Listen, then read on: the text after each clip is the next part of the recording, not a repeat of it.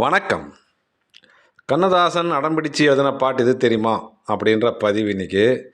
இது எந்த படத்தில் நடந்துச்சுன்னா, நடிகர் திலகம் நடித்த பார் மகளே பார் அப்படி ஒரு படம் வந்துச்சு இல்லையா, அங்கே தான் அந்த படத்தில் தான் இந்த சம்பவம் நடந்தது. என்னென்னா, இந்த படத்துக்கான பாடல் கம்போசிங் மெல்லிசை மன்னரும் டைரக்டரும் உக்காந்துருக்குறாங்க. அப்போ சுச்சுவேஷன் ஒரு தாலாட்டு பாட்டு, லல்லபி சாங். இரட்டை குழந்தைகள், அதை சவுகார் ஜானியும் சிவாஜி கணேசனும் இணைஞ்சி தாலாட்டு பாடுற மாதிரி சுச்சுவேஷன். தாலாட்டு பாட்டுனாவே எம்எஸ்விஆர்களுக்கு சொல்ல வேணாம், அப்படி வரும். இந்த பாட்டு சற்று கூடுதலான சிறப்பு மிக்க ஒரு பாட்டுன்னே சொல்லலாம். அந்த அளவுக்கு அருமையான ஒரு பாடல்.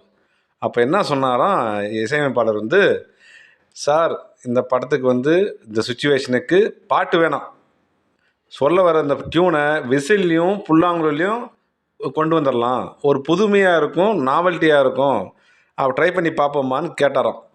கட் பண்ணி பார்த்தா டைரக்டர் என்ன சொன்னாராம், சரி ஓகே நல்லா தான் இருக்கும், ட்ரை பண்ணுங்கள், டியூனை கொடுங்கன்னாராம். அப்போ தான் அந்த பாட்டு கம்போஸ் பண்ணி டியூனை வாசித்து காட்டும்போது ரொம்ப நல்லா இருந்தது. அந்த நேரத்தில் கவிஞர் என்ட்ரி கொடுக்குறாரு.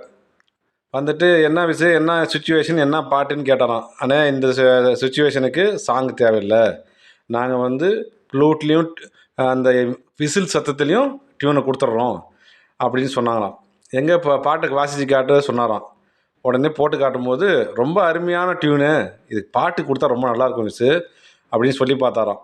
அப்போ ஒத்துக்கலையும் அவர். இல்லை, நானும் டைரக்டர் முடிவு பண்ணிட்டோம், இது புதுசாக நீங்கள் மாற்றாதீங்க, இது நாங்கள் புதுமையாக செய்கிறோன்னு சொன்னாங்களாம். அவர் எவ்வளோ வாதம் பண்ணி பார்த்துக்கிறாரு, டைரக்டரும் ஒத்துக்கலை, இசையமைப்பாளரும் ஒத்துக்கலை. இது சாங் வேணான்னு சொல்லி அவர் மெதுவாக அமைச்சிருக்கிறாங்க. அவர் ஏதோ கிளம்பி போனாராம்.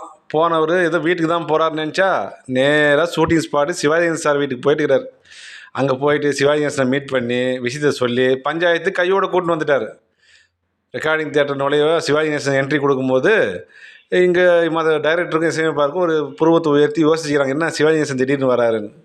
பின்னாடியே கவிஞரும் நுழையிறாரு. அப்போ விஷயம் புரிஞ்சிருச்சு அவங்களுக்கு, கவிஞர் தான் இந்த பஞ்சாயத்துக்கு ஆள் கூட்டின்னு வந்துட்டாருன்னு.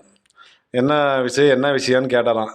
உங்கள் படத்துக்கு லல்லபி சாங்கை கம்போஸ் பண்ணிக்கிறோம், பாட்டு இல்லாமல் வெறும் மியூசிக்லேயே வரும், ரொம்ப புதுமையாக இருக்குது, கேட்டுக்கு பாருங்கன்னு சொல்லி போட்டு காட்டினாராம். ரொம்ப அருமையான டியூனு, இதுக்கு பாட்டு கண்டிப்பாக வேணும்னு சொல்லிட்டாராம் நடிகர் திலகம். கையில் இருந்த பாடல் பேப்பரை எடுத்து கொடுத்தாராம். இந்த பாட்டை இதில் கம்போஸ் பண்ணி இந்த மெட்டுக்கு இந்த பாட்டை ஜாயின் பண்ணுங்கன்னு சொன்னாராம். இவர் எங்கே எழுந்து வந்தார் பாட்டுன்னு சொல்லி எழுதி பார்த்தா, கண்ணதாசன் முன்னே உட்காந்து இவங்க பிஸியாக ஆர்கெஸ்ட்ரா கம்போஸ் பண்ணும்போது பக்கத்தில் உட்காந்து ஏகமாக எழுதி முடிச்சுட்டுக்கிறாரு பாட்டை.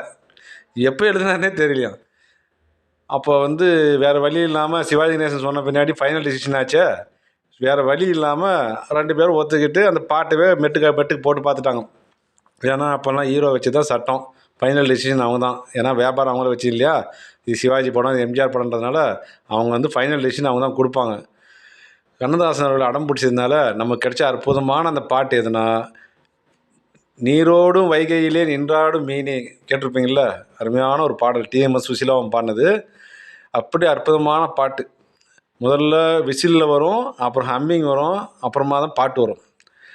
அதில் ஒரு இலக்கியத்தரமான ஒரு வரி, ரெண்டு வரி, சில வரிகள்லாம் இருக்குங்க இதில்.